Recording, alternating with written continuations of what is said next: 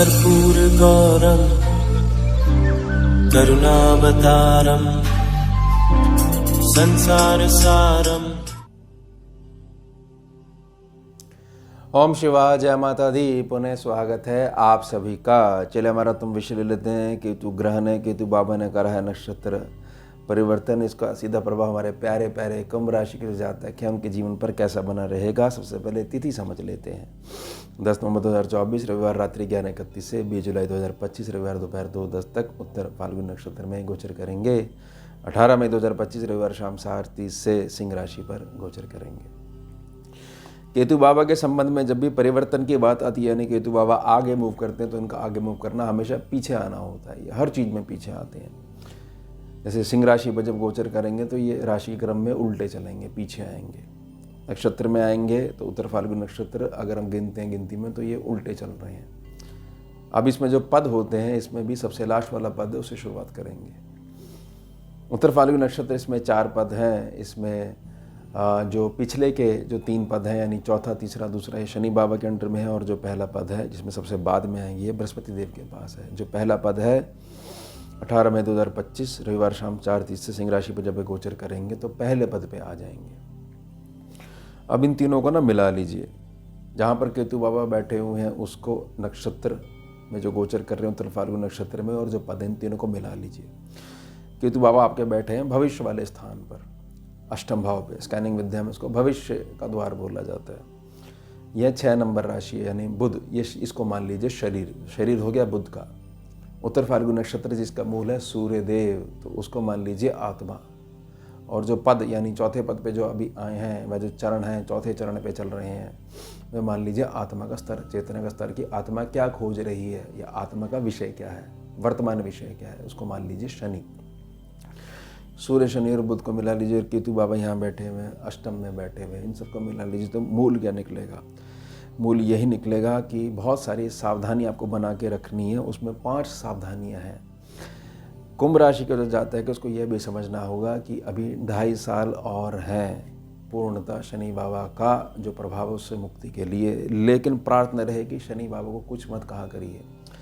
शनि बाबा आपको यह ज्ञान कर रहे हैं कि देखो, तुम्हारे आसपास के लोग ही तुम्हारे को इतना पीड़ित बना कर रखते हैं। मेरी क्या गलती है, मैं तो उनके मुखौटे उतार रहा हूँ। इस बात का ध्यान बना के रखिएगा।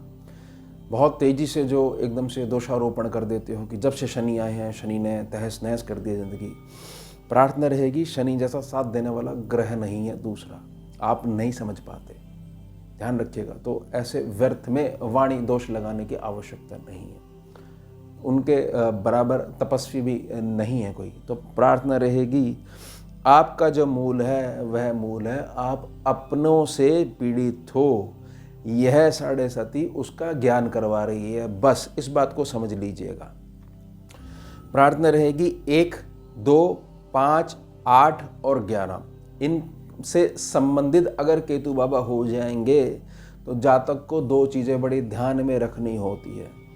जो भी आपसे बहुत अधिक मीठी बात करता है और आपकी निजी गणना में आपका वह अपना है, कभी भी वहाँ जाओ, अगर चाय आप पीते हो, जो दूध पत्ती वाली चाय होती है वह पीते हो, तो चाय पूरी नहीं पीनी है, थोड़ी सी कप में, ग्लास में, जो भी आपका पात्र, उसमें चाय थोड़ी छोड़नी ही है आपने। मीठा अवॉइड करना है और अचार बिल्कुल कान पकड़ लो, नहीं खाना है उस घर का।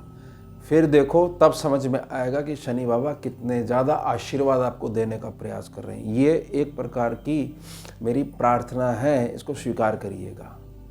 चलिए, अब हमने क्या बना के चीज़ रखनी है। सबसे पहले मूल समझ लीजिए, फिर एक बहुत अच्छा उपाय दूंगा, बहुत जल्दी रिलीफ मिलेगा। जो भी जातक अपने पास्ट से बाहर नहीं आ पाता है और एक बड़ा लंबा रजिस्टर है कि देखो उसने मेरे यह पहिया रोका, वह जिम्मेदार है और बहुत समय हो गया है, वह बात नहीं छोड़ रहा है, तो केतु बाबा खराब है। लगन कुंडली में भी खराब है, गोचर व्यवस्था में तो वही प्रभाव पड़ेगा, तो लगन कुंडली इसको एब्जॉर्ब करेगी। और जो जातक केवल वर्तमान में रहता है, सामने वाले के तीखे व्यंग को भी हंसी में उड़ा देता है, टाल देता है, और उसको ये बात उसी समय क्षण भूल जाती है जब वह उस मीटिंग से उन लोगों के जो चक्र है उससे बाहर आ जाता है, क्योंकि वह अपने कार्य में लगा रहता है। तो यहाँ पर केतु बाबा बेस्ट हैं, इस बात का ध्यान बना के रखिएगा। बाकी मैं उपाय दूंगा, उससे और अच्छे हो जाएंगे। चलिए अब 5 पॉइंट समझ लेते हैं। 5 पॉइंट सही हैं। आप अपने उत्तम भविष्य का निर्माण केवल मस्तिष्क के आधार पर ही करोगे। प्रार्थना रहेगी पास्ट की सारे जो ग्रंथ हैं उनको जला दीजिए, जो आपने लिखे हुए हैं अपनी इमेजिनेशन में, क्योंकि रिएक्शन आप इमोशनल आधार पर लेके आए हो, उनको बर्न कर दीजिए। आपका भविष्य उत्तम होने लग जाएगा।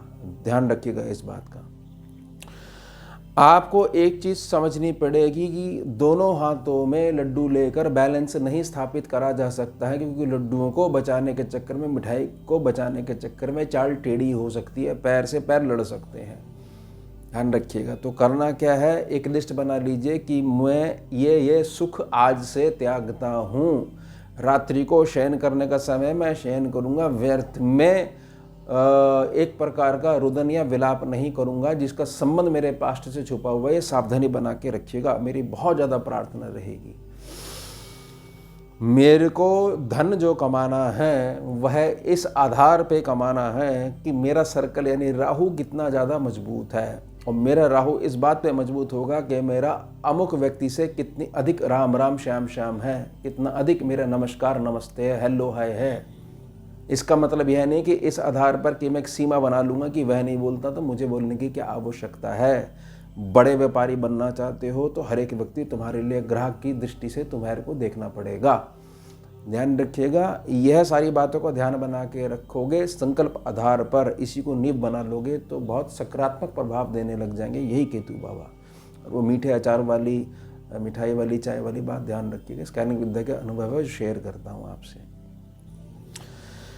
आपका जो सुख स्थान है वह सुख स्थान में अगर कोई समस्या आ रही है और उससे बहुत तीव्र उसको झुंझलाहट में अगर ले लेते हो, पूरे घर का माहौल एक प्रकार से खराब होना शुरू हो जाता है, थोड़ा सा शांत होइए। आपका परिवार, आपके निजी जन, सदस्य जन आपके लिए प्रथम होने चाहिए। मेरा परिवार मेरे लिए सर्वप्रथम, यही मंत्र का जाप करें। Family always, my family always comes first. इसको प्राथमिकता दीजिए। ये चलानी पड़ेगी। गृहस्थी जो आश्रम है बड़े भाग्य से मिलता है, इसको चलाना है आपने थोड़ी सी मुस्कुराहट के साथ।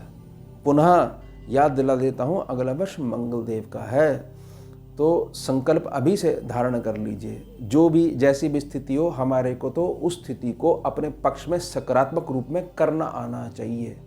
यह है आपकी एक प्रकार से बुद्धिमता। केतु बाबा को पहले जांच लीजिएगा, नेगेटिव चल रहे हैं या पॉजिटिव चल रहे हैं, जो मैंने चीज़ बताई है पास्ट वाली। उसके पश्चात मुझे क्या ध्यान बना के रखना है, ध्यान बना के ये रखना है कि जितना अधिक, जैसे मैंने धन स्थान के लिए प्रार्थना करी, जितना अधिक मेरा राहु मजबूत होगा, जितना अधिक मेरी जान पहचान होगी, जितना अधिक मेरा एक प्रकार से सम्मुख व्यक्ति के मुस्कुराहट के साथ मेरी एक प्रकार से मीटिंग होगी, उतना अधिक मेरा केतु जो नकारात्मक प्रभाव दे रहा है वह मैं अपने इन कर्मों को साधने से उसको ठीक कर लूँगा। इस बात को ध्यान बना के रखिएगा। प्रोफेशनल और पर्सनल लाइफ को मिक्स मत करिएगा, इसके बीच में सीमा रेखा होनी चाहिए। और अगर आप पुरुष जातक हैं और धर्मपत्नी है आपकी, किसी भी बात का गुस्सा आप निकाल कर अपना शुक्र मत खराब करिएगा। कहीं की कोई भी बात है, आपके घर के सदस्य है जो आपके कुल को चलाने के लिए आई है, उसके साथ बिल्कुल ऐसे करिएगा क्योंकि वह घर की लक्ष्मी है। तो प्रोफेशनल और पर्सनल लाइफ में थोड़ा सा डिस्टर्बेंस आ सकती है, थोड़ी सी सावधानी बना के रखिए क्योंकि ये ग्रह मानसिक रूप से कार्य करते हैं। अब उपाय समझ लीजिए। हमने यह देखा है गणेश बाबा की वंदना करी जाती है तो केतु बाबा बहुत कंट्रोल में रहते हैं। हमने जब स्कैनिंग विद्या में अनुभव करा तो जहाँ एकाकी स्थापित हैं गणेश बाबा, वहाँ जो पूजन करा गया वो रिजल्ट हमारे को थोड़ा सा देर में मिला, लेकिन मिलता ज़रूर है। लेकिन जहाँ पर महादेव स्थापित हैं, शिवलिंग स्थापित है, वहाँ पर गणेश, गौरी, नंदी, कार्तिकेय बाबा, जो चारों सदस्य महादेव का पूजन कर रहे हैं शिव परिवार में, वहाँ पर जो गणेश जी स्थापित हैं, वहाँ पर मीठा जल चढ़ाया गया, अक्षय चढ़ाया गया, मीठा चढ़ाया गया, दुर्वा चढ़ाई गई, तो रिजल्ट 72 घंटे में हमने अपने पैनल पे देखा है। प्रार्थना रहेगी इसके साथ साथ में जो इमोशनल एनर्जी अटकी हुई है जिससे बाहर नहीं आ पा रहे हो, तो जितना बेजुबान जीव है वह नेगेटिव केतु की पहचान करके उसको रिलीज कर सकता है, लेकिन उसका स्पर्श करना पड़ेगा, उसकी सेवा करनी पड़ेगी, उसको प्यार करना पड़ेगा, दुलार करना पड़ेगा। ये जीव ही बेजुबान जीव ही रह गए हैं इस कलयुग में। जिनको प्रेम करना आता है ये धोखा नहीं देते हैं, इनसे मित्रता करनी सीखिए।